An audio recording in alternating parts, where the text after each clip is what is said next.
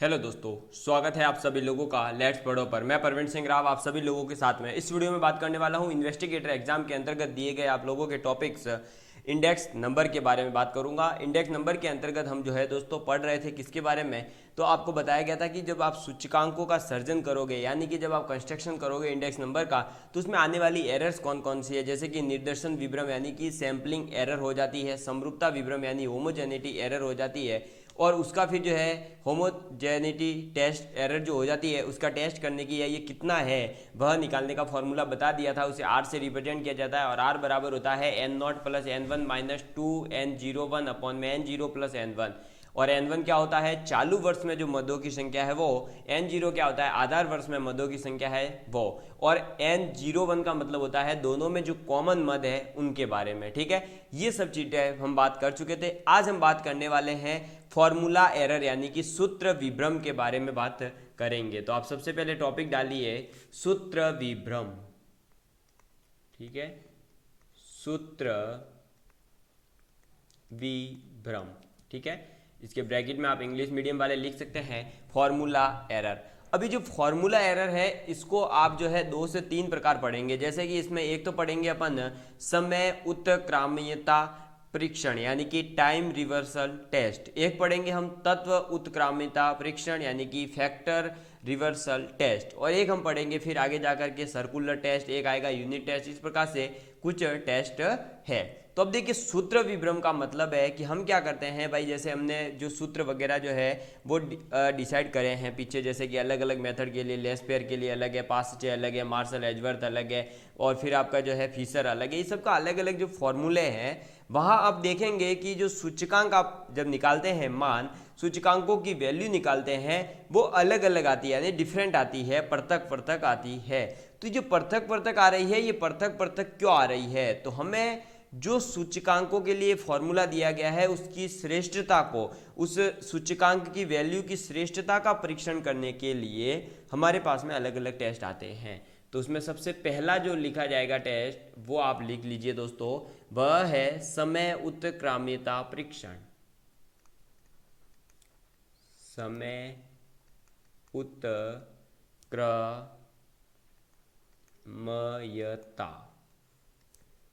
परीक्षण।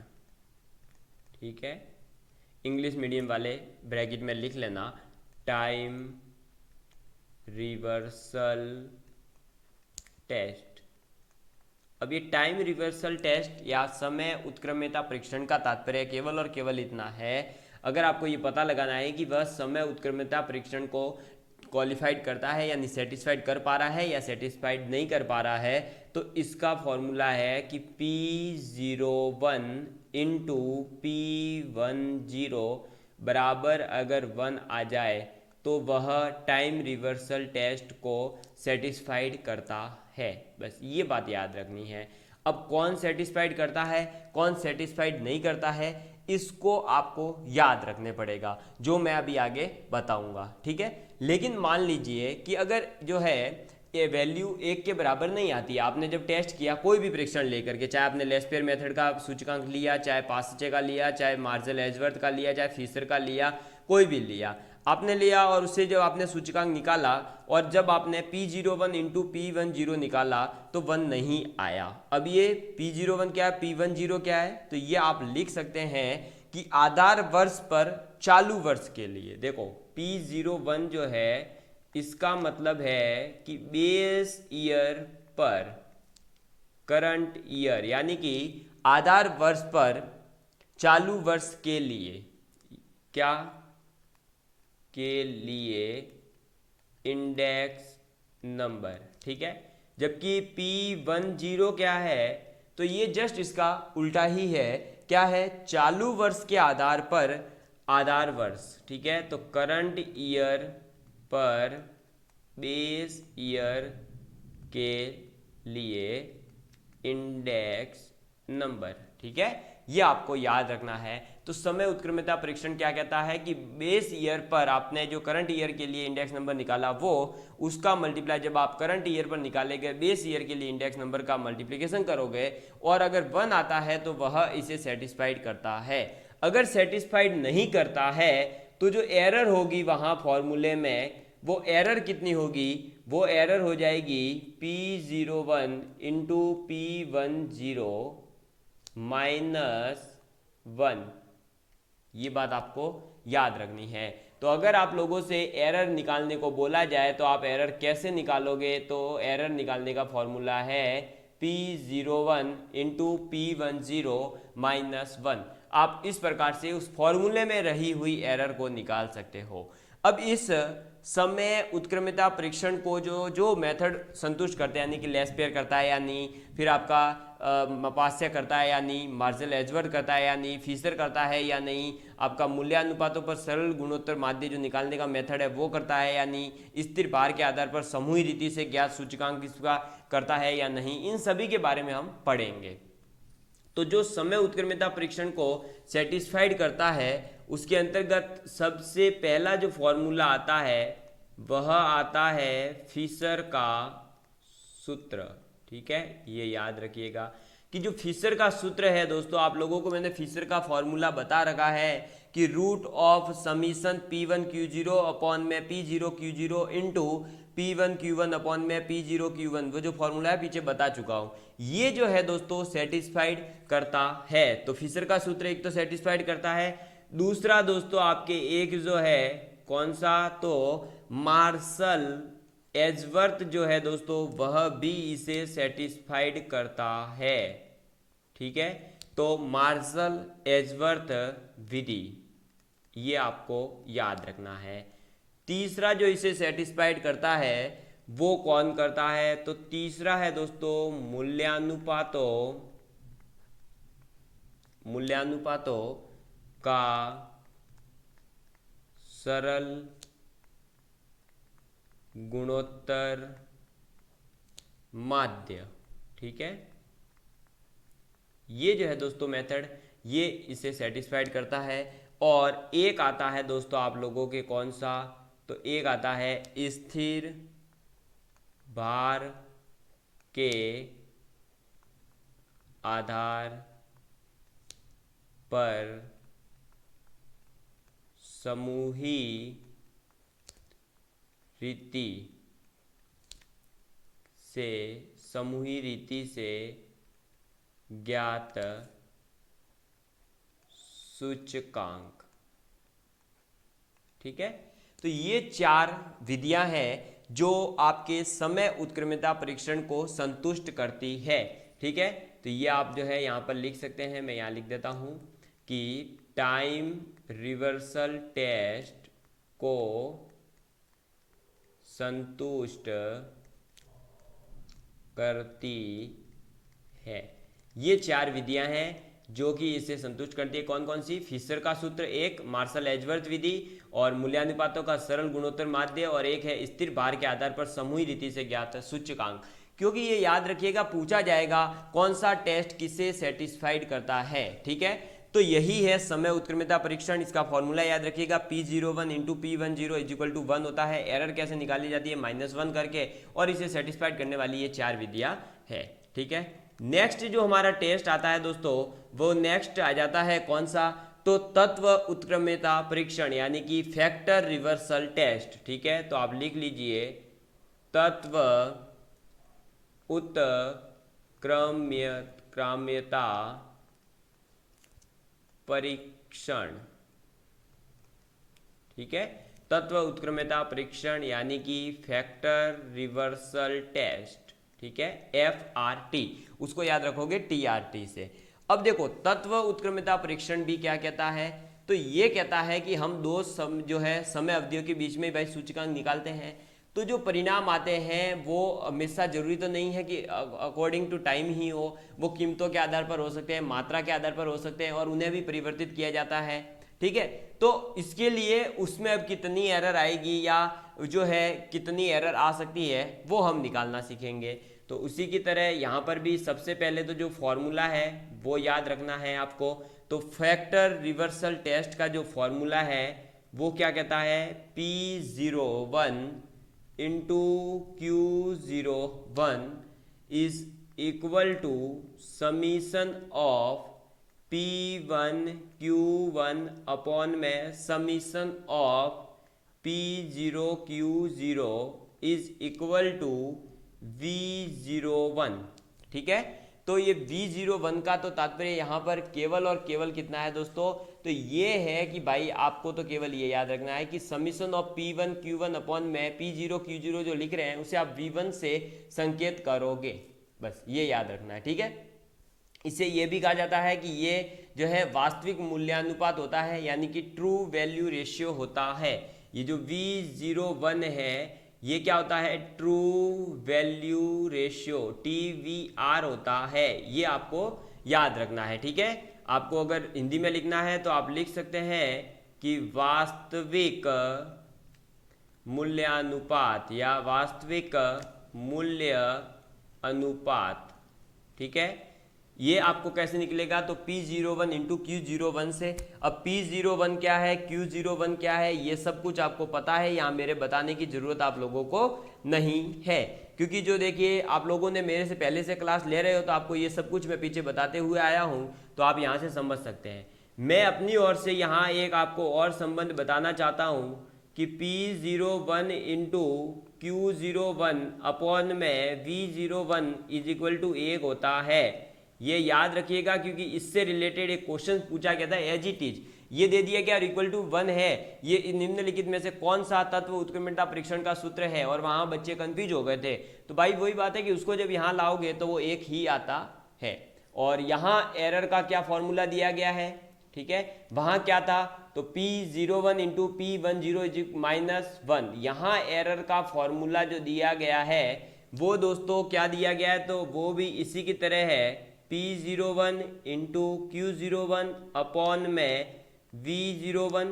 ठीक है, और माइनस का 1, ये ही एरर का फॉर्मूला है, ये आप लोगों को याद रखना है। ठीक है, ये बात आपको याद रखनी है कि एरर का फॉर्मूला क्या है, P01 इंटू Q01 अपॉन में V01 माइनस में 1। अब इसे जो सेटिस्फाइड करता है वो कौन करता है, तो इसे लेस्पेयर मेथड सेटिस्फाइड करता है क्या, नहीं। पासचे करता है क्या, नहीं। मार्शल एजवर्थ करता है क्या, नहीं। Fixed weight aggregate index number करता है क्या, नहीं। इससे केवल और केवल एक करता है, और वह कौन है दोस्तों, तो वह है फिशर्स इंडेक्स नंबर। तो मैं यहां लिखवा देता हूं, फिशर सूचकांक सेटिस्फाइड करता है। ठीक है, ये याद रखिएगा कि फिशर सूचकांक जो है वह तत्व उत्क्रमणता परीक्षण यानी कि फैक्टर रिवर्सल टेस्ट को सेटिस्फाइड करता है।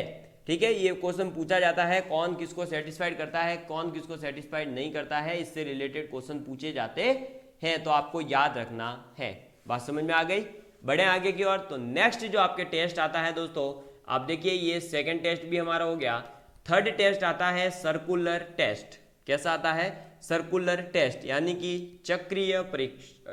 तो आप लिख लीजिए चक्रीय परीक्षण। ठीक है, और इसे इंग्लिश में लिखने की जरूरत नहीं है, सब लिख सकते हैं सर्कुलर टेस्ट। अब बात करते हैं इसके बारे में कि चक्रीय परीक्षण क्या होता है। तो देखो चक्रीय परीक्षण जो है वो और भी ज्यादा कोई बड़ी चीज नहीं है, ये केवल और केवल समय उत्क्रमणता परीक्षण का ही एक विस्तार है। तो ये बात भी आप याद रख सकते हैं कि टाइम रिवर्सल टेस्ट का विस्तार मात्र है। ठीक है, क्या है, टाइम रिवर्सल टेस्ट का विस्तार मात्र है। कौन, चक्रीय परीक्षण जो है वह टाइम रिवर्सल टेस्ट का ही एक आगे का रूप है, और कोई बड़ी चीज नहीं है। अब यहां पर हम बात करेंगे कि चक्रीय परीक्षण में देखो समय उत्क्रमणता परीक्षण में क्या होता है कि दो समय अवधि के बीच का ही आप जो है परस्पर परिवर्तन जो है डिसाइड कर सकते हो, और उसी के बेस पर वो बनाया गया है। जबकि चक्रीय परीक्षण जो होता है वो दो या दो से आप ज्यादा भी ले सकते हो, 3 4 5 कितनी ही समय अवधि ले लो, उनके लिए काम का है। तो आप चक्रीय परीक्षण के लिए लिख सकते हो कि दो या दो से अधिक, दो या दो से अधिक समय अवधियों समय अवधियों के लिए उपयोगी। ठीक है, तो दो या दो से अधिक समय अवधियों के लिए उपयोगी है कौन? चक्रीय परीक्षण। ये बात आप लोगों को याद रखनी है। ठीक है, अब इसका जो फॉर्मूला दिया गया है उसके बारे में बात कर लेते हैं। तो इसका फॉर्मूला दिया गया है दोस्तों आप लोगों के P01 into P12 is equal to P02। ठीक है, P01 into P12 is equal to P02। और आप इसे भी याद रखिएगा अलग से स्टार डाल के कि P01 इंटू P12 अपॉन में P02 इज इक्वल टू 1 होता है। ये आप लोगों को याद रखना है। इस परीक्षण को केवल ऐसा सूत्र ही संतुष्ट कर सकता है दोस्तों जिसमें या तो किसी भी भार का प्रयोग नहीं किया गया हो या फिर जो है आपके स्थिर भार का ही केवल प्रयोग किया गया हो। तो इसी कारण से इसको केवल और केवल जो है कौन सा टेस्ट जो है परीक्षण या इसको कौन सा सूत्र केवल और केवल सेटिस्फाइड करेगा, संतुष्ट करेगा, तो वो केली का सूत्र है। तो आप उसके लिए लिख सकते हैं कि केली का सूत्र ही इस परीक्षण को संतुष्ट करता है।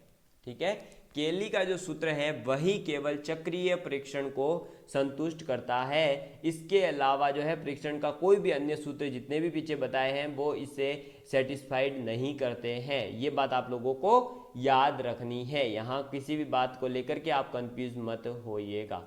ठीक है, बात समझ में आ रही है कंप्लीटली डिटेल में? तो मैंने आपको अभी तक 3 टेस्ट बता दिए हैं। कौन कौन से? TRT time reversal test, FRT factor reversal test और CT यानी कि सर्कुलर टेस्ट या चक्रीय परीक्षण। अब हम बात करेंगे जो दोस्तों नेक्स्ट आप लोगों के आता है वह आ जाता है आपके इकाई टेस्ट यानी कि यूनिट टेस्ट के बारे में हम बात करेंगे। ठीक है, किसके बारे में बात करेंगे? यूनिट टेस्ट के बारे में हम बात करेंगे। अब यूनिट टेस्ट होता क्या है उसके बारे में बात करते हैं। तो देखिए दोस्तों, इस परीक्षण में केवल और केवल ये याद रखना है कि जो सूचकांकों की गणना में प्रयुक्त वस्तुओं की जो इकाई होती है जिसमें उनकी कीमत या मात्रा दी जाती है जिस भी इकाई में, जैसे किलोग्राम है, सेंटीमीटर है, मीटर है, रुपए है, पैसे है, करोड़ है, लाख है, हजार है, इसमें तो ये इनकी जो मात्रा दी हुई होती है उसमें कोई परिवर्तन किया जाए तो सूचकांक का आकलन उससे अप्रभावित रहता है। ठीक है, यदि इकाई में परिवर्तन से सूचकांक के परिवर्तन में जो है सूचकांक का जो आकलन हो रहा है उसमें परिवर्तन आता है तो यह माना जाएगा कि वह सूत्र इस परीक्षण को संतुष्ट नहीं करता है। तो इस बात को भी आप याद रखिएगा कि सरल समूही विधि को छोड़ करके सभी सूत्र इस परीक्षण को संतुष्ट करते हैं। तो ये तो ऑब्वियस सी बात है यार कि किसी भी सिस्टम में अगर आप इकाई चेंज करो और उससे कोई परिवर्तन आए तो फिर जो है आप लोग क्या कहेंगे, उसे इकाई परीक्षण यहाँ संतुष्ट नहीं हो रहा है। तो इसे कौन संतुष्ट नहीं करता? सरल समूही विधि जो है वह इसे संतुष्ट नहीं करती। तो हम इसके बारे में लिखेंगे। अब आप सबसे पहले लिखिए इकाई परीक्षण। ठीक है, अब देखो इकाई परीक्षण के अंतर्गत हम पढ़ेंगे कि इकाई परीक्षण क्या होता है। तो मैंने आप लोगों को अभी बता दिया, लेकिन अगर आप लोग जो है पूरा लिख लीजिए इसके बारे में, क्योंकि इसका जो है फॉर्मूला विशेष कोई ऐसा है नहीं। आपको अगर फिर भी याद रखना है तो आप अलग अलग जितने भी फॉर्मूले हैं वो याद कर लो। वो तो पहले ही बोला था। ठीक है, ये मत सोचना कि कोई फॉर्मूला बताने वाला हूँ मैं, नहीं भाई, कोई फॉर्मूला नहीं है इसका। तो इकाई परीक्षण के अंतर्गत आपको थोड़ी सी थ्योरी ही लिखनी होगी। तो देखिए कि सूचकांक की गणना में प्रयुक्त सूचकांक की गणना में प्रयुक्त वस्तुओं की उस इकाई में जिसमें जिसमें जो वस्तु बात हो रही है, ठीक है, सूचकांक की गणना में प्रयुक्त वस्तुओं की उस इकाई में जिसमें उनकी कीमत एवं मात्रा दी गई है या दी गई हुई है, ठीक है, दी गई है, कोई परिवर्तन किया जाए तो सूचकांक का आकलन उससे अप्रभावित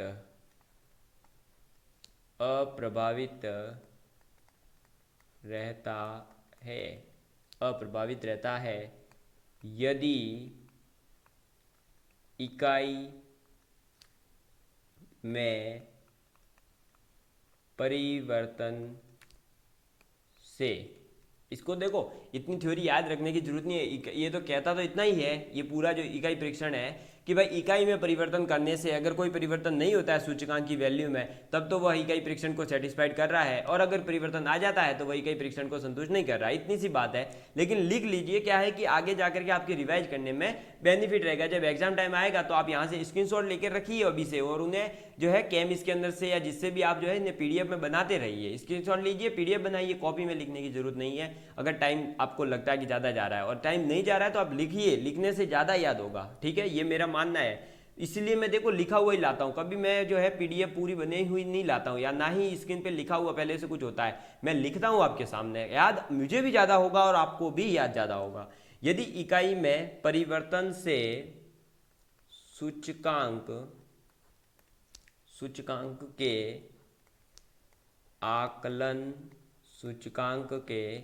आकलन में परिवर्तन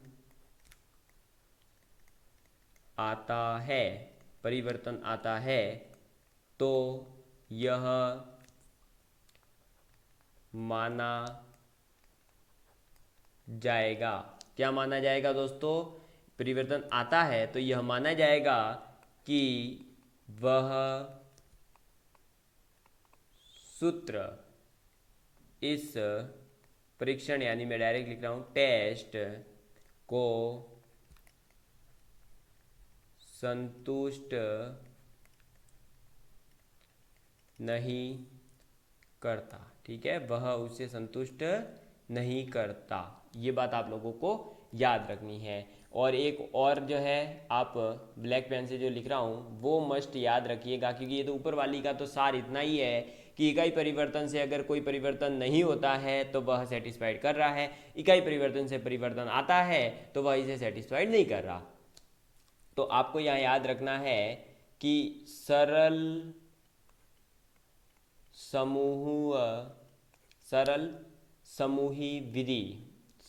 समूही विधि को